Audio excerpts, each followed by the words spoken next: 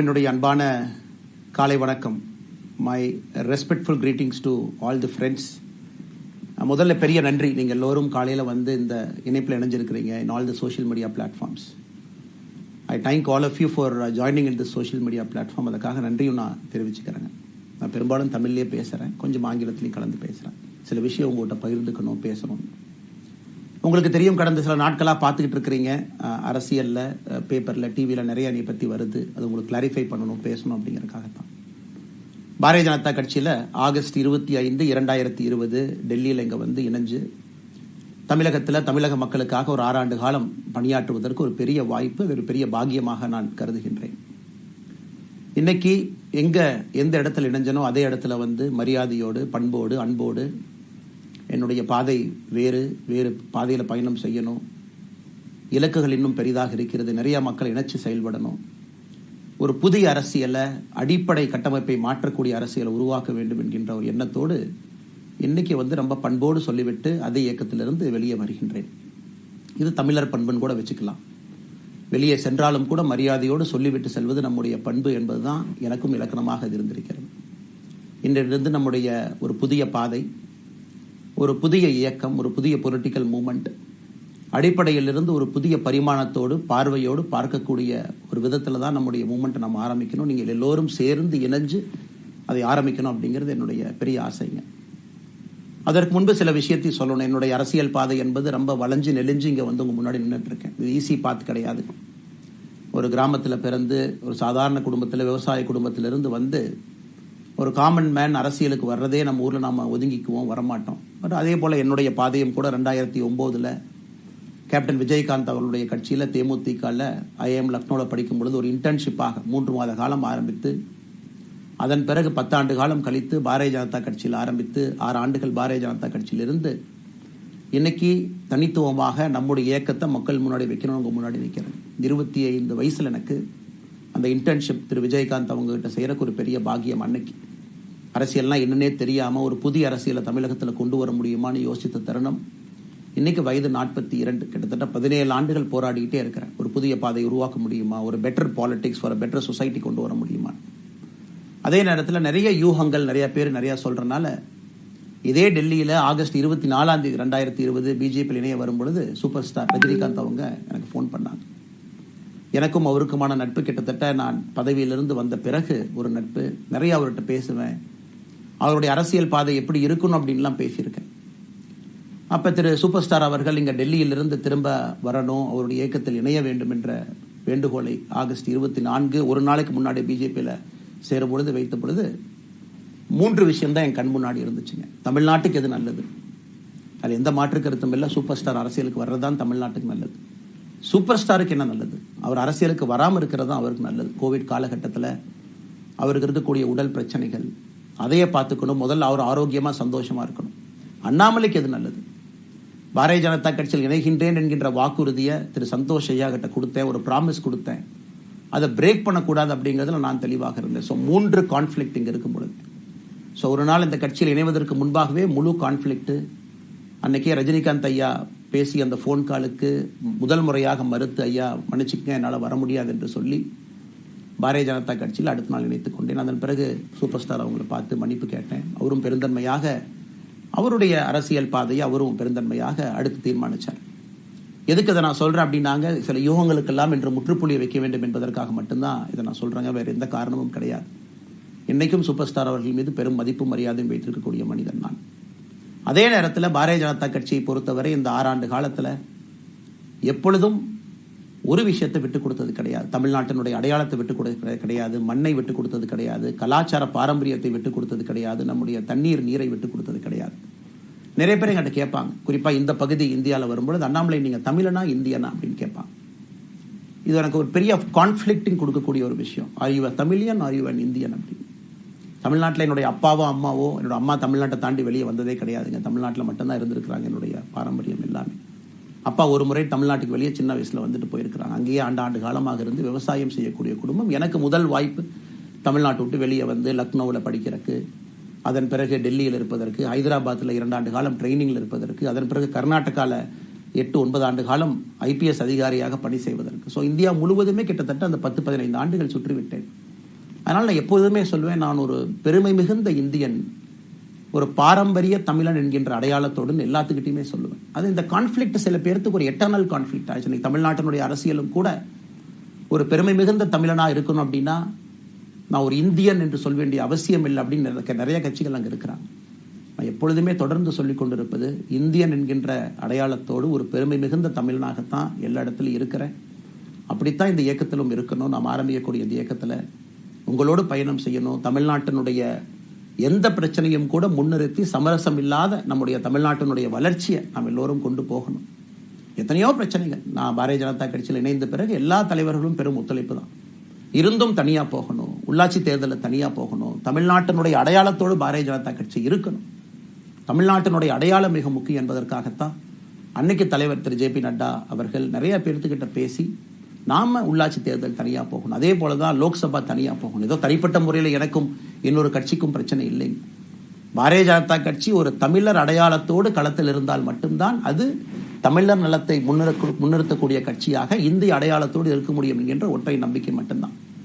Tungsten பிரச்சனையாக இருக்கட்டும், அதை கத்தி கூச்சல் போடாம அதை பொறுமையாக ஒரு இடத்திற்கும் சென்று நம்முடைய கட்சி அதை நம்ம சரி செஞ்சு கொடுத்தோம்.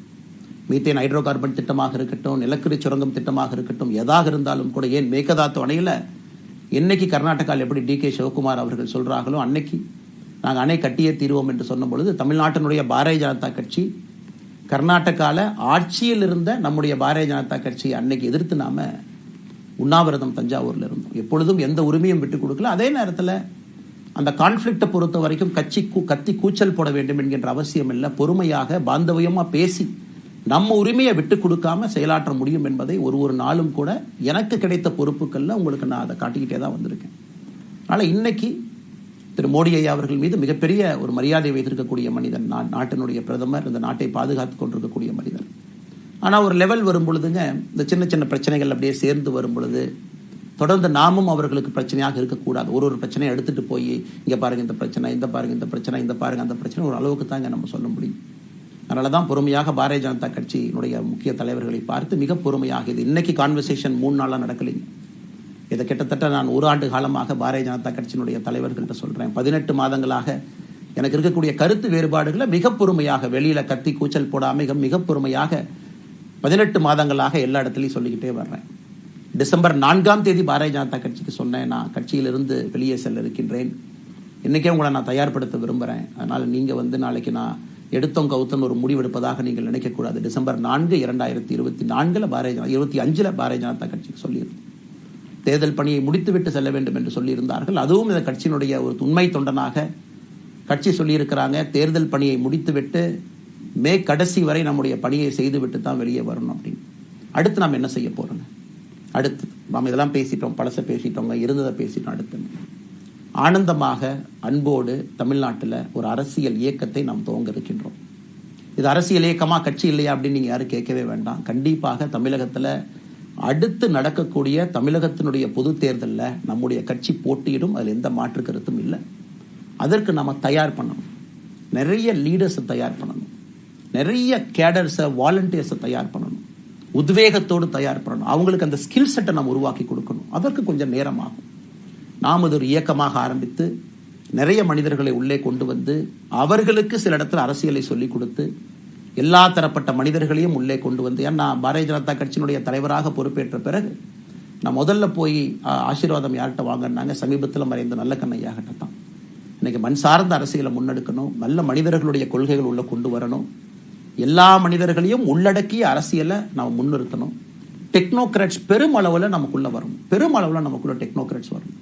இன்னைக்கு அமெரிக்கா போறோம், யூரோப் போறோம், அங்கே போய் நமக்கே எவ்வளவு பெருமையா இருக்கு. ஒரு மிகப்பெரிய நிறுவனம் நிவிடியா எடுத்துக்கங்க, மைக்ரான் எடுத்துக்கங்க, சாம்சங் எடுத்துக்கங்க, இன்டெல் எடுத்துக்கங்க, அங்க இருக்கக்கூடிய இன்ஸ்டாகிராம், ஃபேஸ்புக், கூகுள், ஆல்பபெட் பார்க்கும் பொழுது வைஸ் பிரசிடென்ட் பார்த்தீங்கன்னா ஒரு தமிழன் அங்கே உட்கார்ந்துருக்கிறான். இந்தியன் என்கின்ற அடையாளத்தோடு அங்கே ஒரு தமிழன் அமர்ந்திருக்கின்றான்.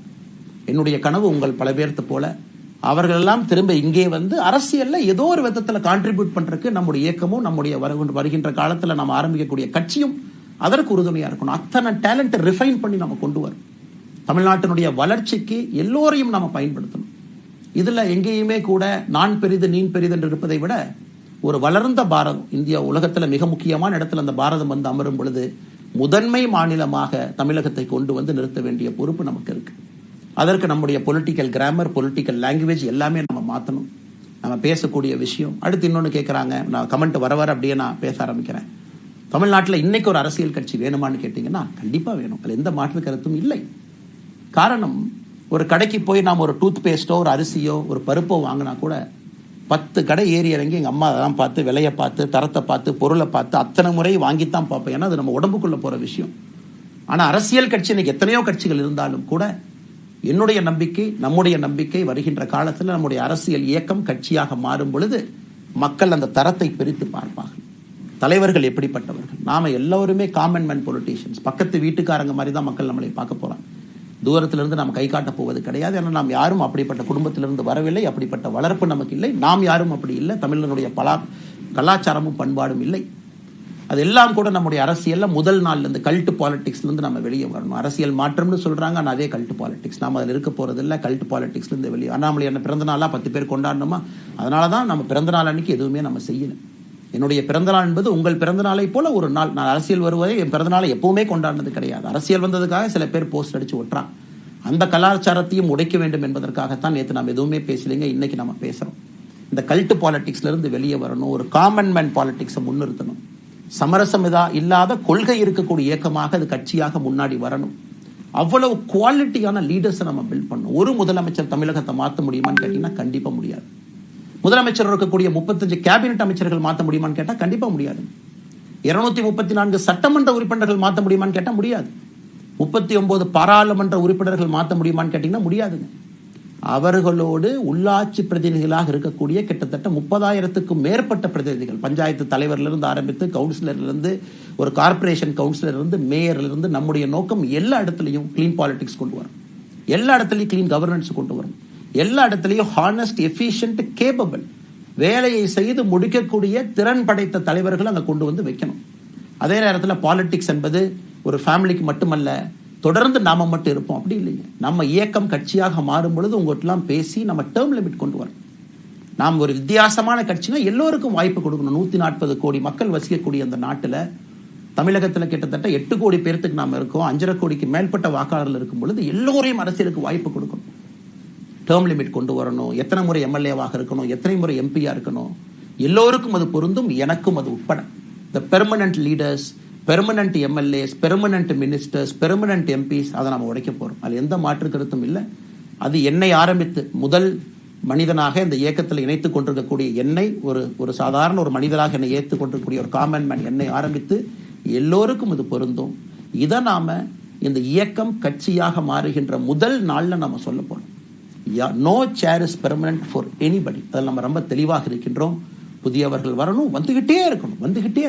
It should flow like a water. New ideas வரணும், அந்த ஸ்ட்ரீம் போய்கிட்டே இருக்கணும். நம்மை தாண்டி இந்த இயக்கம் நிற்கணும். This movement should stand beyond us, not in name but in purpose and pursuit of excellence. இதெல்லாம் ஏதோ அண்ணாமலை அப்படிங்கிற பேர் கிடையாதுங்க. அதனால தான் ரொம்ப யோசிச்சு நாம கொண்டு வந்திருக்கோம். www.vetheleader.org அப்படிங்கிற அமைப்பு ஏற்கனவே 2020 நாங்கள் எல்லாம் சேர்ந்து ஆரம்பித்த அமைப்பு. நான் பேசி முடிச்சோன்னா அந்த லிங்க் உங்களுக்கு லைவா வந்துடும். vetheleader.org நீங்க உங்களை வாலண்டியரா இன்னைக்கு பொலிட்டிக்கல் ஒரு மூவ்மெண்ட்ல உங்களை நீங்க நினைச்சுக்கணும்.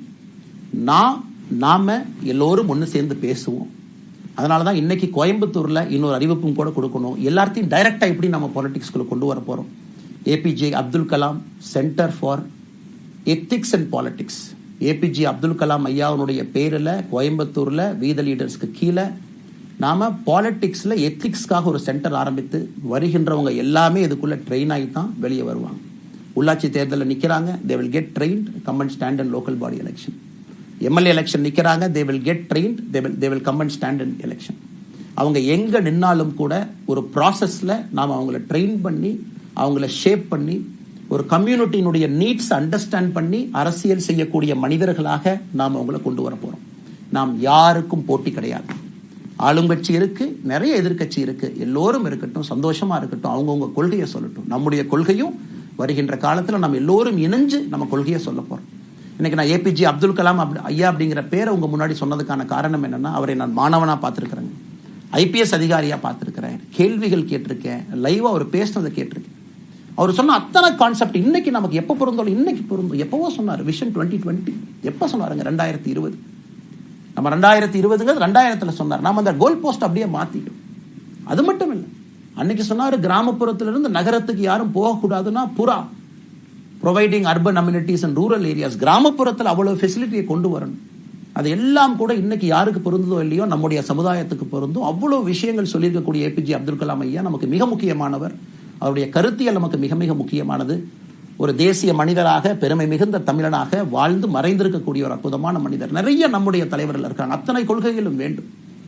ஒரு ஐடியாலஜி பார்த்தீங்கன்னா ரைசஸ் அண்ட் ஃபால்ஸ். எந்த ஐடியாலஜியும் பெர்மனன்ட் நான் பிடிச்சிருப்பேன். கம்யூனிசம் 100 ஆண்டுகளுக்கு முன்பு எப்படி இருந்த ideology, for right movements, for left movement, centrist movement, liberal movement, ஒரு அரசியல் சரித்திரத்தை பார்க்கும் பொழுது அந்த ஐடியாலஜி தன்னைத்தானே மாற்றிக்கொள்ளவில்லை என்றால், அடுத்த தலைமுறைக்கு தேவையான வசதியை செய்து கொடுக்கவில்லை என்றால், அது எந்த ஐடியாலஜியாக இருந்தாலும் அது அழியும் என்பதுதான் காலத்தினுடைய கட்டாயம். நம்ம பார்த்துக்கிட்டு இருக்கோம்.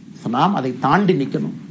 நம்ம மூமெண்ட் அதையெல்லாம் தாண்டி மக்கள்கிட்ட நிற்கணும். இத்தனை பேர்த்து நம்ம எடுத்துட்டு போகணும். பெரிய ரிஸ்க் தாங்க, இது சாதாரண வேலை இல்லை.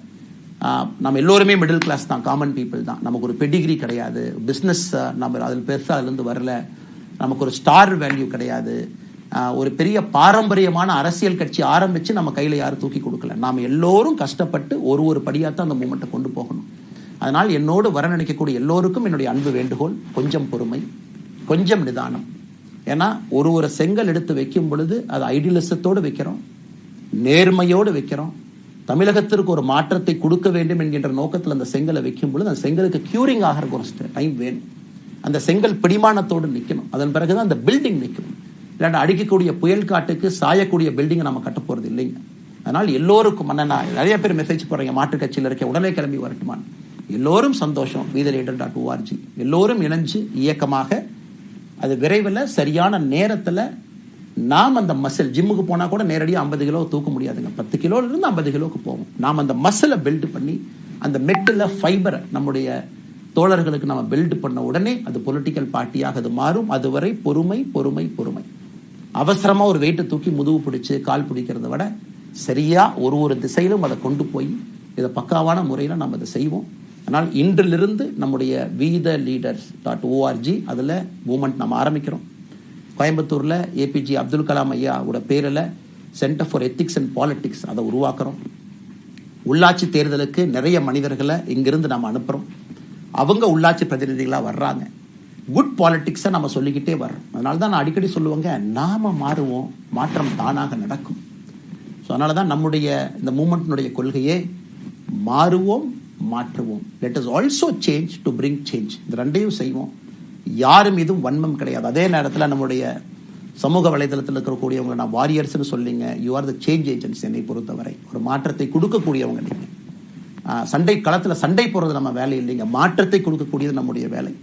கடந்து வந்த பாதையை திரும்பி பார்க்கும் பொழுது கொஞ்சம் சந்தோஷத்தோடு, அதே நேரத்தில் யாரெல்லாம் கைப்பிடிச்சு இவ்வளோ தூரம் கூட்டிகிட்டு வந்தாங்களோ அவர்களுக்கு நன்றி உணர்வோடு, நம்ம முன்னாடி செல்லக்கூடிய பாதை இதுவரை வந்த பாதையிலிருந்து கொஞ்சம் மாறுபட்டு இருந்தாலும் நம்முடைய அனுபவத்தை வைத்து அதற்காக யாரையும் திட்டி தீர்க்கணும்னு அவசியம் இல்லை. சமூக வலைதளத்தில் நாம ரொம்ப ரெஸ்பான்சிபிளாக இருப்போம். தமிழ்நாட்டில் நிகழக்கூடிய பிரச்சனை, என்ன கமெண்ட் வேணாலும் யார் வேணாலும் போடலாம், பேசலாம், மைக்கே முன்னாடி இருக்கு, நான் பேசிட்டு போயிடுவேன்னு நினைக்கிறீங்க. பாதிக்கப்படுறவங்க பின்னாடி ஒரு குடும்பம் இருக்கு, குட்டி இருக்கு, குழந்தை இருக்கு, அவங்களுக்கும் ஒரு தனி அடையாளம் இருக்கு. அது என் சைட்ல இருந்து தெரியாம ஏதாவது தவறு நடந்திருந்தாலும் கூட, என்னை ஆதரித்து செய்பவர்கள் ஏதாவது தவறு செய்திருந்தாலும் கூட அதற்காக இந்த நேரத்தில் நான் மன்னிப்பும் கேட்டுக்கிறேன். இப்ப இருந்து நம்முடைய பாதை, முன்னாடி செல்லக்கூடிய பாதை என்பது மக்களுக்கான பாதை, ஒரு பாசிட்டிவான பாத். காமன் மேன் பாலிடிக்ஸை நம்ம பில்ட் பண்றோம். ஃபவுண்டேஷனோடு மேலே வரப்போறோம். தமிழ்நாட்டை எல்லா இடத்திலும் கூட கீழிருந்து மேலே வரை அந்த மாற்றத்தை கொண்டு வர போறோம். அதனால தான் நான் இன்ஸ்டாகிராம் லைவ்ல வந்தேன். ஒரு புதிய தலைமுறையை நம்ம அரசியலுக்குள்ள கொண்டு வரணும். அவங்களை ஒதுக்கி வைக்க முடியாது. ஏன் அப்படி ஓட்டு போடுறாங்க, ஏன் அப்படி ஓட்டு போடுறாங்க கேட்க முடியாது. They are hungry for change. மாற்றம் வேண்டும் என்று துடித்துக் கொண்டிருக்கின்றார்கள். உடனே நடக்கணும். யூரோப்பியன் கண்ட்ரி போறாங்க, டூர் பார்க்குறாங்க, சோஷியல் மீடியாவில் பார்க்குறாங்க. தமிழ்நாட்டில் ஏன் நாளைக்கு காலையில் நடக்கலைங்க? அதே நேரத்தில் நம்முடைய பெரியவர்கள் எத்தனையோ பேர் நான் பார்க்குறேன். வயசான நம்முடைய பெரியவர்கள் நடந்து போறது கூட இன்னைக்கு ஒரு பார்க் நமக்கு கிடையாது.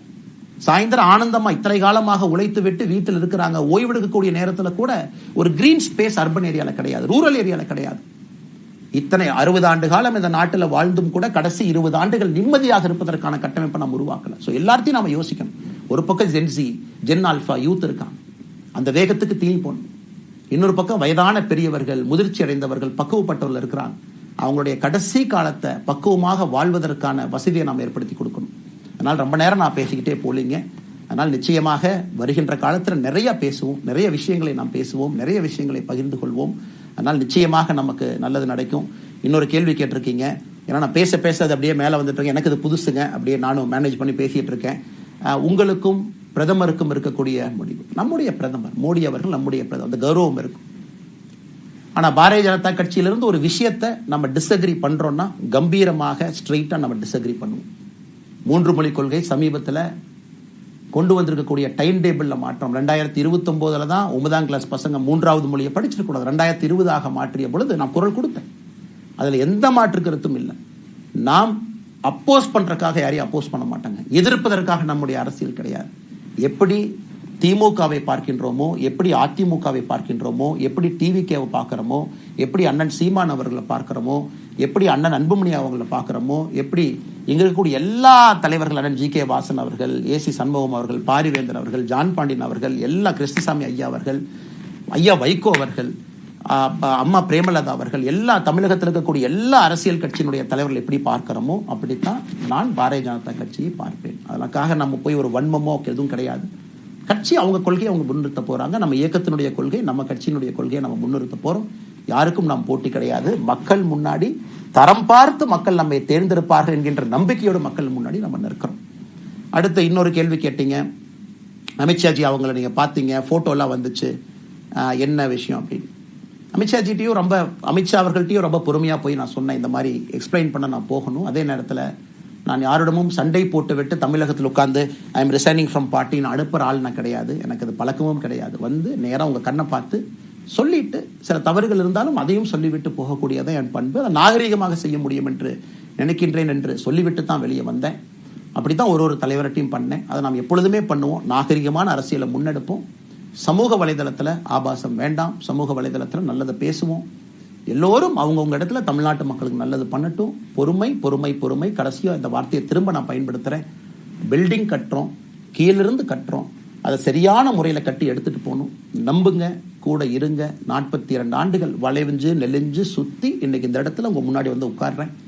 நிச்சயமாக நம்ம எல்லோரும் சேர்ந்து ஒரு பெரிய புரட்சியை, மாற்றத்தை தமிழகத்திற்காக, ஒரு பாரத நாட்டுக்குள்ள, இந்திய நாட்டுக்குள்ள முதன்மை மாநிலமாக தமிழகத்தை கொண்டு வருவது மட்டும்தான் நம்முடைய குறிக்கோள். வேறு எதுவும் நம்முடைய குறிக்கோள் கிடையாது. அதற்காக நம்முடைய வாழ்வை அர்ப்பணிப்போம். காத்து கொண்டிருக்கக்கூடிய எல்லோருக்கும், கேட்டுக்கொண்டிருக்கக்கூடிய எல்லோருக்கும் உங்களுடைய பொறுமைக்கு நன்றி தெரிவித்து மறுபடியும் சொல்லிக் கொள்கின்றேன். மாறுவோம், மாற்றுவோம். மிக்க நன்றி. வணக்கம்.